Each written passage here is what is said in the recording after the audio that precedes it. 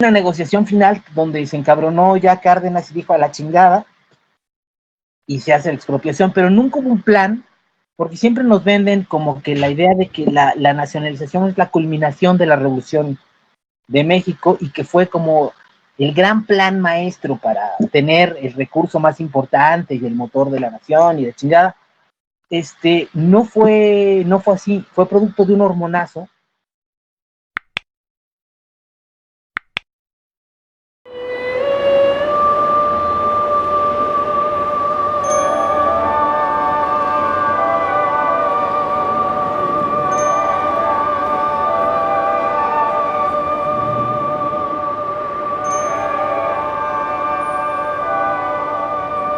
Bueno, hace poquito platicaba con una amiga de Jiquilpan que en realidad sí existen en ese lugar, Jiquilpan, Michoacán, ciertos días que son como feriados, así de nivel del Día de la Virgen de Guadalupe, pero uno de ellos es el Día de la Explotación Petrolera. Se hace un gran desfile y es algo importante. Entonces, para la gente que nació en Jiquilpan o la gente que es muy afecta al general Cárdenas y, bueno, en general a la izquierda, el fenómeno nacionalizatorio no es algo ajeno, inclusive es parte del orgullo. Yo aquí le presento brevemente a don Carlos López Jones, un gran analista.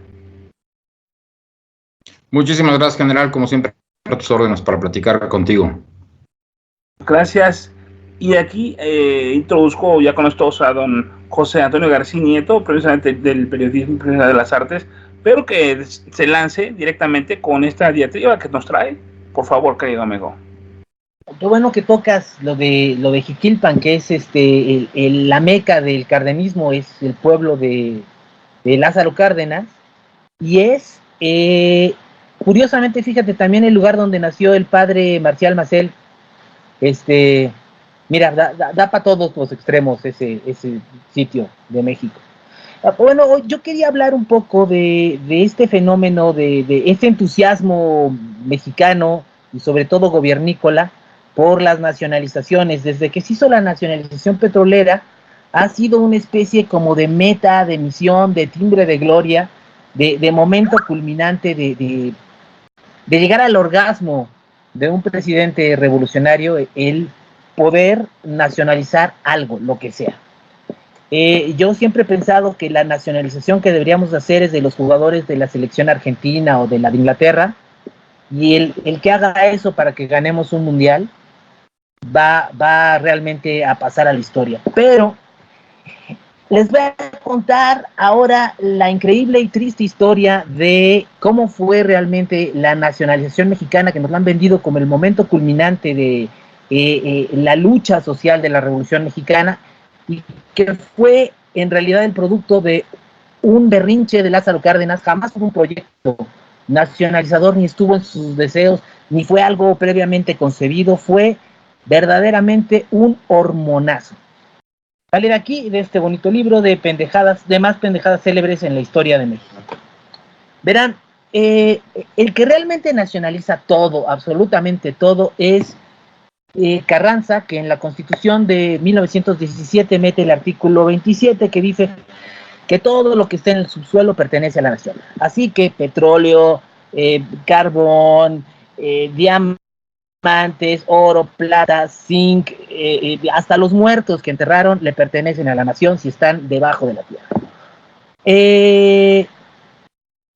Desde entonces, las compañías petroleras que operaban en México estaban con la tenebra de cuál era la situación jurídica por la cual operaban. En realidad no tenían ningún purrum porque no habían más quien sacara petróleo que ellos, pero siempre decían, bueno, esto con la Constitución del 57, que era la vigente con Porfirio Díaz, no tenía problema, era mi propiedad y ahora estoy teniendo una concesión. Esto generó mucha tensión entre el gobierno y las compañías. Cuando el gobierno quería joderlos, se acordaba que había el artículo 27, y cuando descubría que era mucho mejor tener a las compañías petroleras que no tenerlas porque dejaban ingresos, las regresaba. El que zanjó toda la bronca fue el gran arquitecto pacificador de la Revolución Mexicana, que fue Plutarco Elías Calles, que era del grupo constitucionalista. Hay que recordar que los constitucionalistas, una vez que ganan, agarran de las barbas a Venustiano Carranza, que fue el que creó la Constitución y que le dio nombre al grupo constitucionalista, lo mandan al carajo y terminan asesinándolo. Pero entre los constitucionalistas podrían matar al presidente, pero jamás cambiar la Constitución. Así que todas las presiones de las compañías petroleras siempre se topan con pared porque nunca logran quitar o cambiar o alterar el artículo 27. Y Cárdenas encuentra una solución constitucional al problema de la situación jurídica de las compañías petroleras. Encuentra que el artículo 14 dice que ninguna ley de la Constitución puede ser perjudicial de manera retroactiva por lo que diga la ley de la Constitución, y como ellas estaban establecidas antes de que entrara en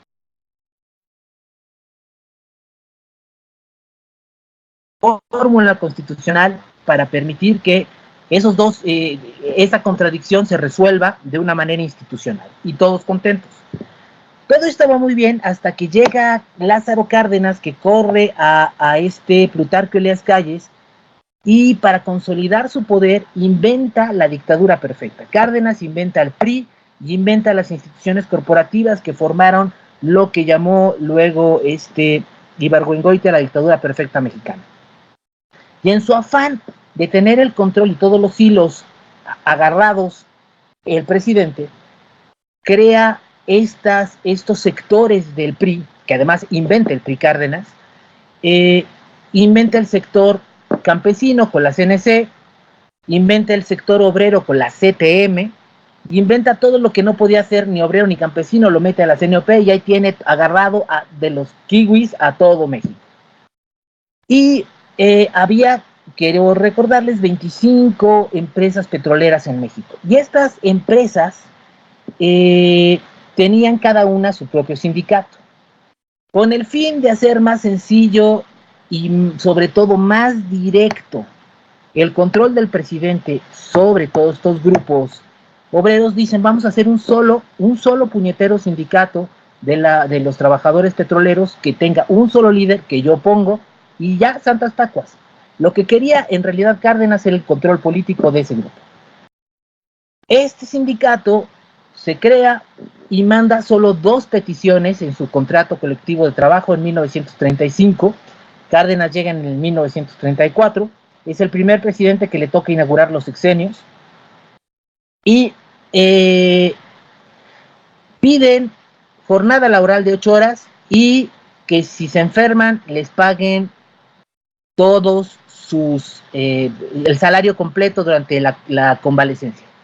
Fin, es todo lo que piden. Las compañías petroleras se niegan y esto comienza en mayo de 1935. Para mayo de 1937, es decir, se pasan un año negociando de que si les dan o no les dan, se hartan y deciden que se van a huelga. En mayo del 37, un año después, estalla una huelga que dura 9 días, es todo lo que genera esta gran expropiación, son 9 días de huelga, que además como 2 fueron fin de semana, en realidad fueron 7 días los que no trabajaron.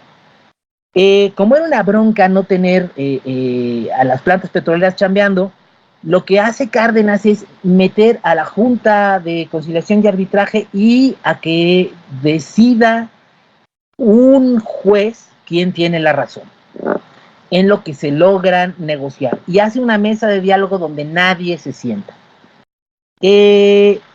Así pasa, ya se acaba la huelga porque sigue el conflicto laboral en tribunales y pasa otro año. Ya estamos en 1938. Y después de todos estos años, el sindicato, de estos 2 años de que han estado peleando condiciones laborales que no les han dado, el sindicato hace una cuenta del gran capitán y dice que le tienen que dar además 24 millones de pesos por salarios caídos de una huelga que además no han hecho. Porque solo les digo, duró, para términos prácticos, 7 días. Los, los de las petroleras que no querían dar las dos prestaciones que pedían, ahora están todavía más reacias porque se les sumó la petición de 24 millones de pesos que menos quieres dar. Y el 1 de marzo de 1938, ya con ganas de zanjar la bronca, personalmente va Lázaro Cárdenas a las mesas de diálogo para que ya haya un maldito acuerdo. Y hay 3 reuniones y iban a haber más. Es decir, comienzan esas y hasta que no hubiera una solución, no se iban a dar. Pero la reunión que se hace concretamente el 7 de marzo de 1938, Cárdenas personalmente le solicita a el grupo de representantes de las compañías petroleras que den los 24 millones y aunque no se los den al sindicato, como una especie de garantía y demuestra de que sí van a aceptar una negociación, se los den mientras tanto al gobierno y que después ya que se arreglen si son 24, si son 10 o si son 5, el gobierno ya daría el dinero que hayan pactado y le regresa la diferencia. Digamos, se ofrece hacer como una especie de puente financiero de este arreglo. Y es ahí donde le preguntan los representantes de las compañías petroleras, bueno, ¿y quién va a ser la garantía de ese dinero? Y Cárdenas le responde, la garantía de ese dinero soy yo, el presidente de la República. Y le responde uno de los que estaba ahí, ¿y usted quién es? Quiero repetir esta respuesta. Yo soy la garantía de que esa lana está bien cuidada porque soy el presidente. Y le responden, ¿y usted quién es? Cárdenas en ese momento se levanta y se va. Y a partir de ahí ordena la expropiación petrolera. Quiero decirles que si hacemos el recuento de toda la bronca, se la habían pasado desde el 35 al 38, 3 años negociando con toda la intención del gobierno de que llegaran a un acuerdo. Y además, realmente nunca hubo huelga. Las empresas petroleras habían seguido trabajando. Lo decisivo, lo absolutamente, categóricamente decisivo para que se le ocurriera a este cabrón hacer la expropiación petrolera es que lo hicieron encabronar. Y como buen presidente mexicano, por sus muy azules y aterciopelados huevos, expropia. Las compañías petroleras inmediatamente dicen, cuando les dice, sí, vamos a expropiar, le dicen, no, no te preocupes, pagamos los 24 millones y les reconocemos a estos cuates, a los trabajadores, sus 8 horas laborales y lo de que si se enferman les pagamos completo. Pero el presidente ya no oye, les dice, a la chingada, ya expropio y me voy contra todo. A partir de este asunto que es producto de un berrinche de un tipo poderoso, que era dueño de México, como todos los presidentes que siguieron a la presidencia imperial, que inventa Lázaro Cárdenas, se crea la mitología de la expropiación. Y no hay presidente que se sienta como tocado para pasar a la historia que no quiera hacer continuamente una expropiación. López Obrador, que se quiere sentir entre Juárez y Lázaro Cárdenas, todo el tiempo está inventando mamadas para decir que expropia, porque es como le gustaría pasarse a la historia y todos sus paleros están en una especie de grito perpetuo de orgasmo fingido cada vez que dice que se expropió algo. Nos salió con la jalada de expropió el litio, cosa que es falsa porque el litio ya era propiedad de la nación y no hace lo que sí tiene que hacer cualquier acto expropiatorio, como el que hizo Cárdenas, que es comprar lo que son las plantas que realmente producen el bien que se expropia. Porque el litio ahí está, pero si no lo sacas es como si no tuvieras nada. ¿Qué es lo que le ocurre a Litiomex? No ha sacado nada de litio, es más, no sabe ni dónde hay. Las compañías que son mayoritariamente chinas de litio ahí siguen, no les ha quitado nada y está pidiendo a ver quién invierte porque el gobierno no tiene lana para operar esa madre que inventó que solo es una oficina más para que los burócratas vayan ahí a cobrar como aviadores, porque no sacan absolutamente un gramo de litio, porque no tienen cómo hacerlo. Expropiaciones tuvimos la de, después de la de Cárdenas, la tal vez más famosa, que es la de otro López, Adolfo López Mateos, que nos expropia la luz eléctrica. Y hemos tenido también la de teléfonos, que es una expropiación que se volvió a privatizar después. Y ahora con la compra esta de las plantas de Iberdrola, que nos quieren hacer pasar como expropiación, que no lo es, porque es una empresa privada que se compra con nuestro dinero, de nuestros impuestos, para dársela a otra empresa privada, que es el fideicomiso que recibe las empresas, y que además se va a quedar con los beneficios de lo que le paguemos nosotros por vendernos la luz. Es decir, hizo un negocio privado, que además este fideicomiso le pertenece al hijo de Bartlett, que es el que está ahí de CEO del fideicomiso que recibe lo de Iberdrola, y además quiere que lo aplaudamos como que nos salvó la vida expropiando esas cosas. Y también tampoco es falso que se haya ido la luz privada o la generación de luz privada de México. Iberdrola sigue existiendo en México, vendió sus activos más chafas y hizo un gran negocio.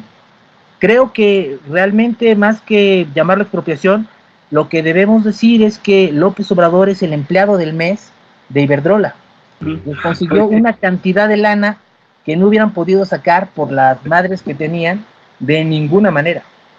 Sí, por ahí dicen que dieron palo el viernes.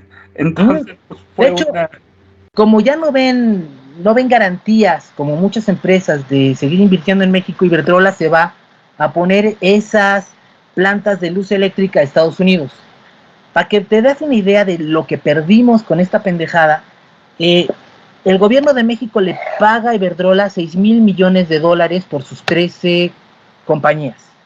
Pero Iberdrola tenía planes de invertir en México para generar infraestructura eléctrica de $23,000 millones anuales durante 10 años. Quiero repetirte la cifra: $23,000 millones durante 10 años contra $6,000 millones que dimos ahorita. Imagínate lo que hubiera podido construirse con eso. Oye, es fantástico, pero para empezar te quiero agradecer a nombre de todo el público la cátedra de historia que nos diste el día de hoy. Muchas gracias.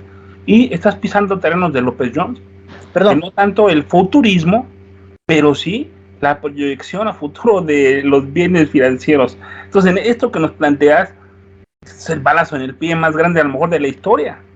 Don Carlitos López Jones, lo que guste, por favor. Pues hoy todos aprendimos del maestro Garci, como siempre. Yo quisiera hacer un par de reflexiones. Hay por ahí otra nacionalización importante, que es la bancaria, que lleva a cabo López Portillo en su sexto informe de gobierno en 1982, y que después se tiene que echar para atrás, ¿no? Porque en los hechos es un fracaso, el gobierno no sabe manejar bancos, y entonces pues todo mundo sale de sus pancholares, recordarás, Garci, y mete todo su dinero a las casas de bolsa, y eso pues termina generando una bolsa especulativa impresionante, y entonces tenemos un crack en el 87 de la bolsa, ¿no? Una cosa genera la otra, y creo que es importante señalar varios puntos. Uno, si no se hubiera llevado a cabo la nacionalización de Pemex, hoy no tendríamos 12,000 gasolineras, tendríamos 30,000 gasolineras. No tendríamos 6 refinerías, tendríamos por lo menos 30 refinerías. En Estados Unidos hay más de 100. Ahí hay 3 veces más población. Bueno, pues sería lógico que tuviéramos 30 refinerías. Entonces, podríamos tener el triple de gasolineras. El número de personas que estarían trabajando en ese sector, evidentemente, sería 2 o 3 veces más. México no estaría extrayendo 1.5 millones de barriles, estaríamos extrayendo 4.5 millones de barriles. Después viene la nacionalización de la industria eléctrica, como bien señalabas. Y después viene el problema de el gobierno no tiene suficiente dinero para hacerle frente al incremento en la demanda y consumo de energía eléctrica. Y entonces ahí tienes a los presidentes Salinas, Zedillo, Calderón dándole la vuelta a la ley, pues para permitir que los privados le metan dinero a poner plantas de electricidad. Ahí es cuando entra Iberdrola a México con estos pies que se les llaman un productor independiente eléctrico, que es el gobierno le dice, oye, tú construye la planta y yo te compro todo, porque de otra manera no tenemos nosotros ya dinero ni capacidad para hacerle frente a la entrada del Tratado de Libre Comercio ni al crecimiento que se venía en ese momento. Y luego se vienen los pidiregas, que es exactamente lo mismo. Tú construye las plantas y yo te voy a comprar toda tu electricidad durante los próximos 20, 30 años, ¿no? Y bueno, pues sí, efectivamente yo creo que, como bien señalaba Garci, todos los presidentes quieren pasar a la historia como Cárdenas, no se han dado cuenta del grave error que fue esa nacionalización petrolera. Efectivamente, el litio es de los mexicanos. Recordarás, Garci, yo ahí por los años 90 tuve mi primer celular y tenían unas pilas de níquel cadmio y guardaban memoria. Y entonces pues no duraban mucho y teníamos ahí una segunda pila y luego teníamos un aparato que les quitaba la memoria y después llegó el litio. Entonces ya teníamos de cadmio litio y después solamente tuvimos de litio. Y ahorita ya vienen pilas de sodio, pilas de aluminio, pilas de agua en los próximos 10 años. El litio va a salir del mercado porque es una tierra rara, porque Estados Unidos no quiere pasar de depender del petróleo a depender del productor de litio. Es obvio.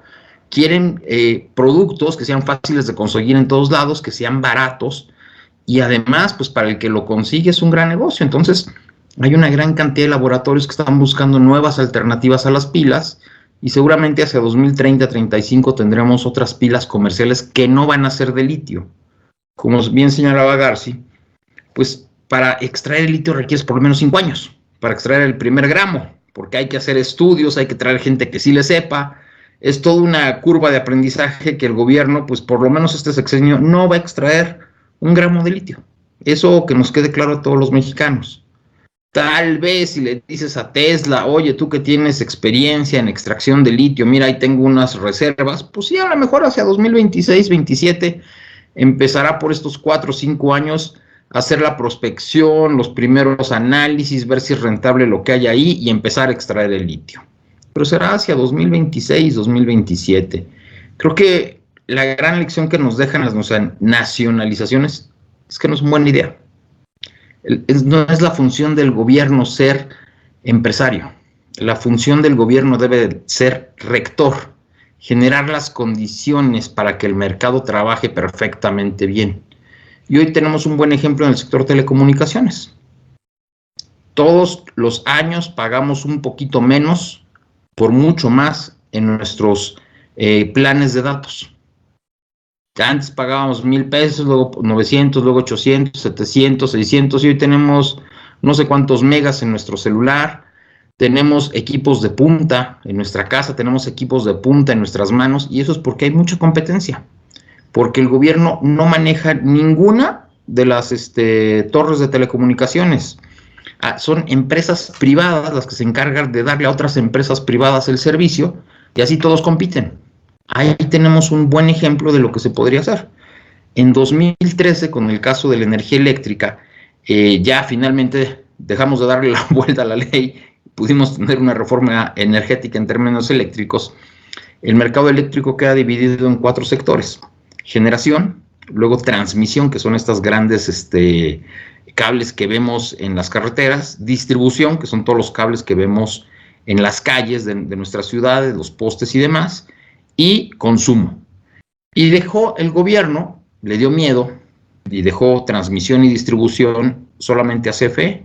Es un monopolio estatal que le concesiona a CFE y cuyas tarifas están reguladas por la Comisión Reguladora de Energía.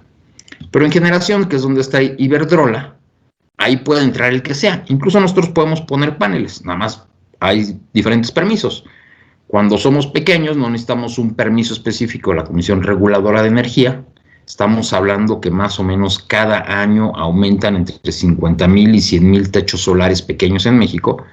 Y cuando hablas de más de 1 megawatt, pues sí le tienes que pedir permiso a la Comisión Reguladora de Energía, quien a su vez le pide permiso al Centro Nacional de Consumo Eléctrico, es donde se despacha la energía, el CENACE, y entre ellos ven si hay suficiente distribución, capacidad de distribución para los nuevos parques solares.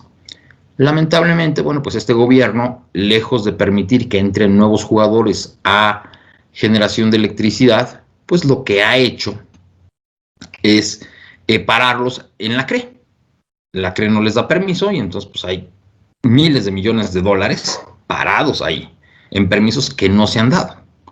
Curiosamente también le corresponde a la Comisión Reguladora de Energía dar los permisos para que si una gasolinera era bandera Pemex, porque no son de Pemex, las gasolineras son concesiones, y ahora se quiere pasar a G500 o se quiere pasar a Repsol o se quiere pasar a BP o a Total, le tienes que pedir permiso a la CRE, y la CRE tampoco ha dado los permisos, que los tendría que dar, pero pues no, que todas sean de Pemex, que todas sigan siendo concesiones de Pemex, ¿no?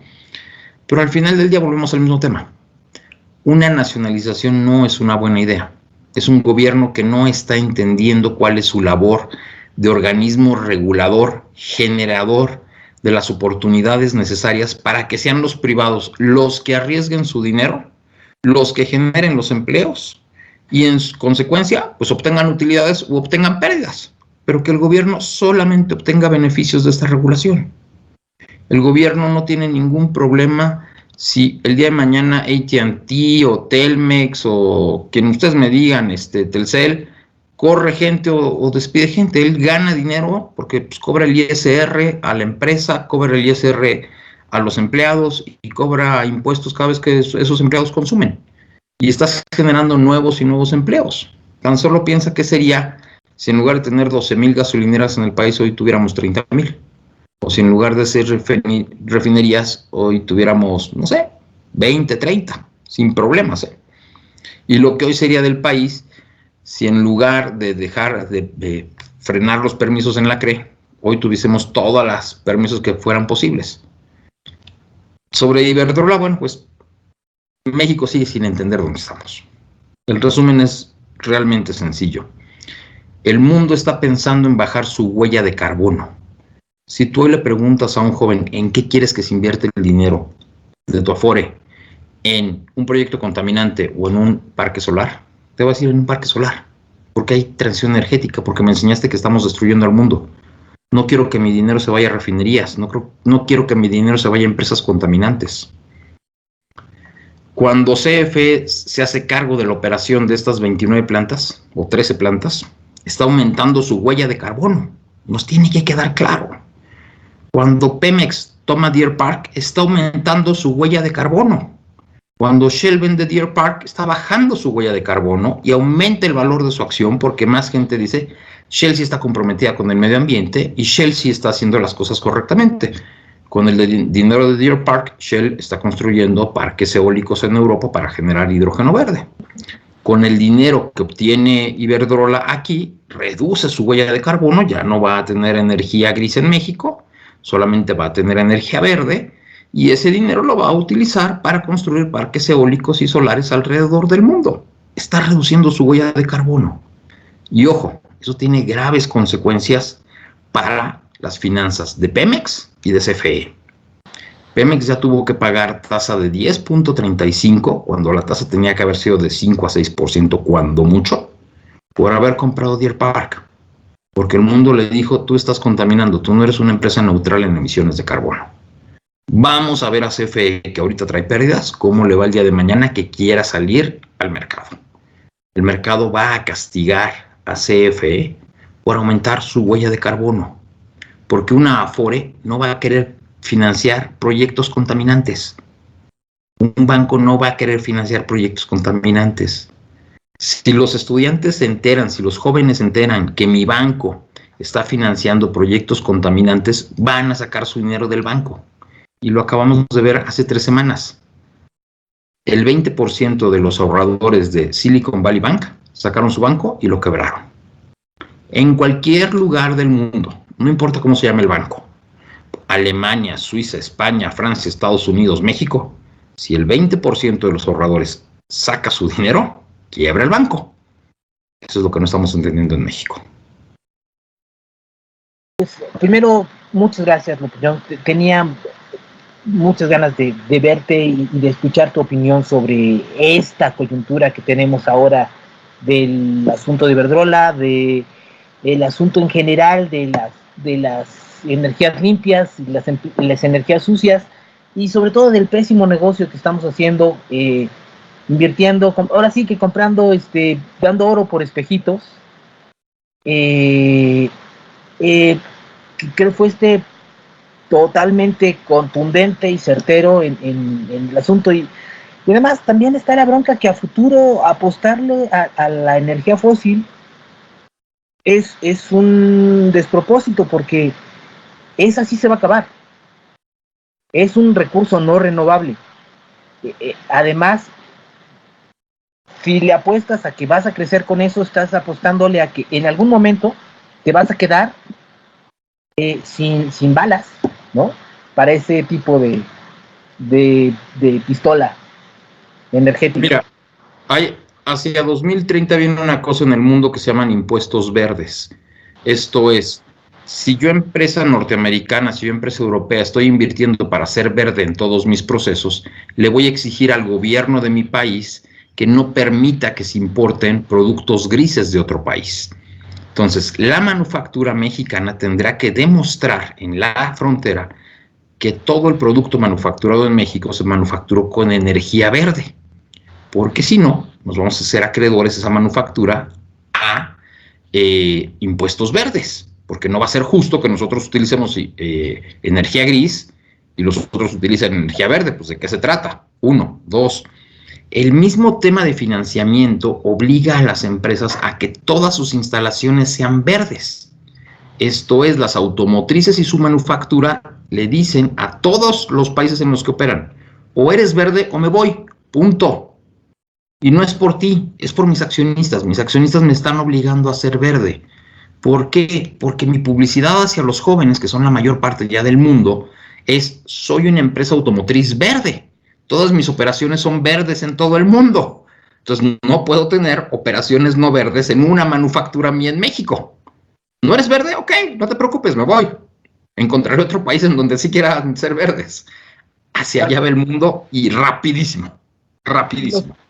Los que van a pagar el plato son las empresas mexicanas que son exitosas, que sí exportan, que sí nos generan divisas, y se les van a cobrar a los chinos la babosada esta, porque les va a repercutir, digamos, en dónde se van a agarrar de los que sí pueden frenar. Y cuando tú salgas con tu producto a exportarlo para traer lana a México, te van a empinar. Esos, y también las manufacturas. Hay que recordar que en México una cantidad muy importante de mexicanos, alrededor de 5 millones de las 33 millones de familias que somos en México, viven de las exportaciones, trabajan en el sector exportador, ya sean empresas mexicanas o extranjeras. Entonces, tú imagínate que en México se manufacturan computadoras y de repente no podemos certificarle a esa empresa que toda su energía que se ocupó para hacer esa computadora es verde. Pues entonces me voy de México. ¡Voilà! Así, no hay de otra, me tengo que ir de México porque no eres verde. Estamos en un mundo globalizado y todos tenemos que sumarnos a la ola verde, no hay de otra. Así, no hay de otra. O lo hacemos o nos quedamos fuera. Dos comentarios tuyos al respecto. El asunto de pugna directa en el Tratado de Libre Comercio realmente ya es una rebelión absoluta del gobierno de México. Hoy, con la actitud que se tuvo al pedirle a China pues una bendición, y que fue inmediatamente respondida por el gobierno chino, sí se ve que México va a tener una liberalidad grande aparentemente en el Tratado de Libre Comercio, en la parte de energética y producción de cero emisiones. Ese es el primer punto que quisiera que nos comente un poquito. El segundo es que Margaret Thatcher dijo en su momento que si la gente empezara a guardar su dinero en los calcetines, los gobiernos iban a nacionalizar los calcetines tarde que temprano. Entonces, el motivo de esto fue la nacionalización. Esto, que cierres con eso, pero que me digas qué opinas de lo primero que te planteé. Gracias. Bueno, México tiene un panel energético que puede perder, porque si bien es cierto que en el capítulo 8 del TEMEC Estados Unidos y Canadá reconocen que México es soberano en sus hidrocarburos y en todo lo que tiene abajo del subsuelo, en el capítulo 22 del mismo TEMEC, México se compromete a darle el mismo trato a Pemex y a CFE y a cualquier otra empresa privada, sea de México, de Estados Unidos o de Canadá. Y México no le está dando el mismo trato a Pemex y a CFE que al resto de las empresas. Ejemplo, para la refinería de Dos Bocas se requiere una subestación eléctrica y el permiso se le otorgó en 24 horas para hacer esa subestación. Hay varios permisos de empresas norteamericanas y canadienses que llevan en CFE parados más de 36 meses. O sea, a uno le das este permiso en 24 horas y a otro me lo frenas 36 meses. Hay varias marcas de gasolineras norteamericanas que ahorita ya deberían de tener cada una 500 y 1000 gasolineras y no las pueden tener a su nombre, pues porque la CRE no les da los permisos, se los frenan. O sea, a Pemex sí le das permisos y a mí no me das permisos, pues ¿de qué se trata, no? Y así muchas más cosas, ¿no? Entonces traemos ahí un tema energético, ha venido John Kerry, que es demócrata, a hablar con el presidente empieza a soltar por aquí uno o dos, pero después regresan los republicanos y los republicanos dicen, oye, no, Estados Unidos ya hay que poner en paz a México, sí hay que irnos a paneles, ya se acabaron las consultas, Estados Unidos podría mandarnos a panel en el momento que él lo desee, seguramente va a ser un tema electoral, hay que recordar que Estados Unidos tendrá elecciones en el 24, Trump está ahorita bajo juicio, entonces empiezan a calentarse los temas electorales en Estados Unidos y habrá que ver cómo se maneja este panel energético. Evidentemente, como México firmó que le iba a dar el mismo trato a las empresas privadas que a Pemex y a CFE, bueno, pues lo vamos a perder, porque no hemos dado el mismo trato, no hay mucho que discutir. ¿Qué pasaría ahí?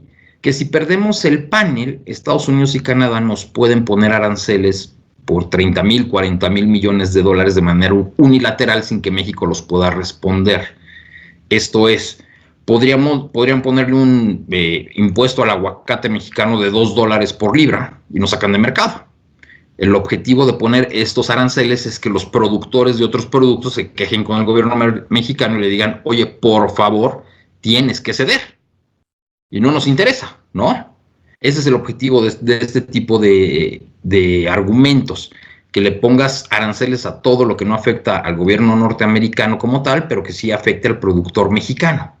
De eso se tratan los paneles en el TEMEC. ¿Para qué? Bueno, pues para que el gobierno de cualquier país que no ha entendido, pues entienda a través de las presiones de sus productores. Vamos a ver qué pasa. En cuanto a la nacionalización, yo lo que te diría es, antes de esta compra, que como bien señalaba Garci, no es una compra de CFE, sino es de un fondo mexicano que se apoya en el FONADIN, que sí es del gobierno, el Fondo Nacional de Infraestructura. Cómo funciona es, la operación es por 6,000 millones de dólares. El MIB va a tratar de conseguir esos 6,000 millones de dólares y le va a presentar el proyecto a varios inversionistas. Si consigue 3,000, FONADIN pone 3,000. Si consigue 4,000, FONADIN pone 2,000. Si nada más consigue 2,000, FONADIN pone 4,000. Y FONADIN es parte de la estructura de la Secretaría de Hacienda. Y tendrá que colocar deuda del FONADIN por su cuenta y lo que tú quieras, pero es muy probable que no consiga la mitad.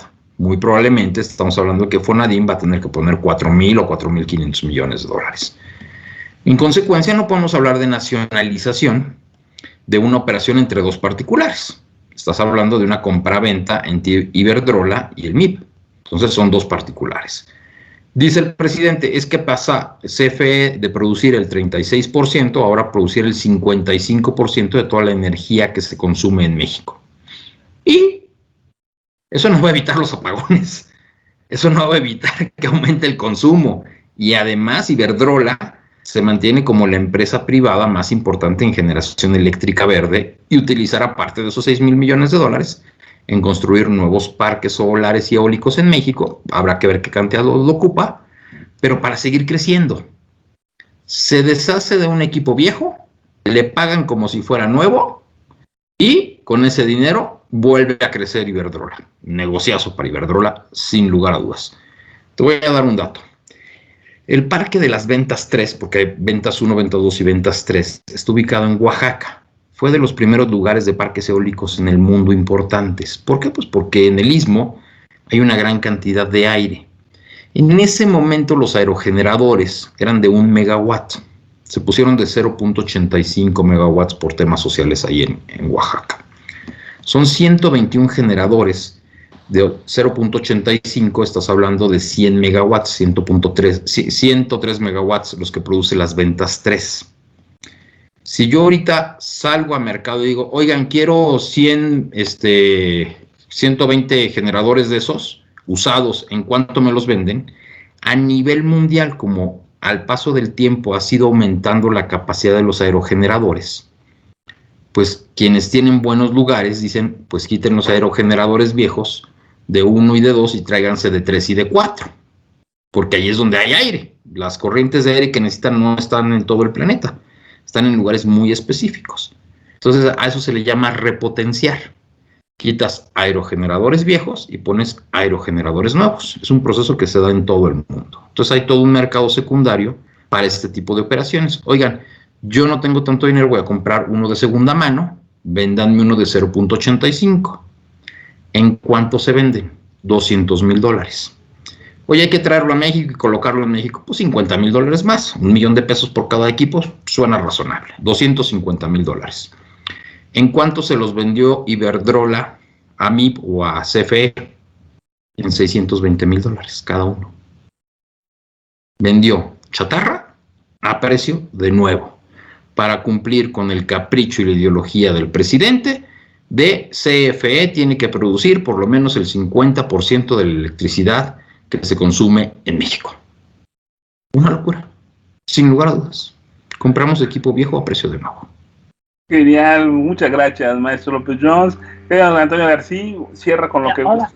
También en eso de que la CFE produce el 50% es también demagogia, porque al final no es la CFE ni el gobierno de México la dueña de esa infraestructura.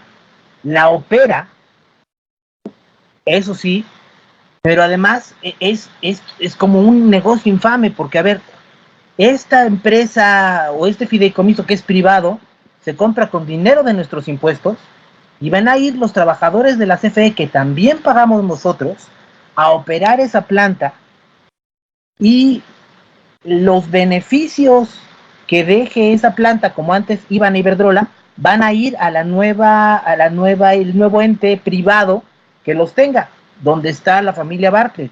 Es decir, está comprando con nuestras lana de nuestros impuestos, un cuate que no mete lana, y además, para acabarla de fregar, nos está quitando la oportunidad de tener más infraestructura eléctrica con electricidad que nos garantice que va a ser barata y va a ser siempre eficiente. La CFE no tiene ya lana para crear infraestructura, y haber ahuyentado de esa manera a la gente que sí va a invertir para ponernos generación de electricidad, nos va a hacer que México se termine mordiendo la cola con esta decisión, porque nos vamos a quedar sin energía eléctrica cuando después tengamos apagones programados como en Venezuela o en Cuba, porque no hay la energía para que todos tengamos siempre luz eléctrica barata y duradera, confiable, de que no interrumpas nada de lo que hagas porque te falta energía eléctrica. Vamos a estar pariendo chayotes. Aquí hay un punto, ya cada verano en México desde 2019, por falta de nuevas inversiones, como bien señala García, ya hay tandeo. O sea, ya en muchas zonas del país hay tandeo de electricidad. Nuestros amigos de Mérida no me van a dejar mentir, tampoco los del sur de Veracruz, Guerrero. ¿Qué pasa en esas zonas en el verano?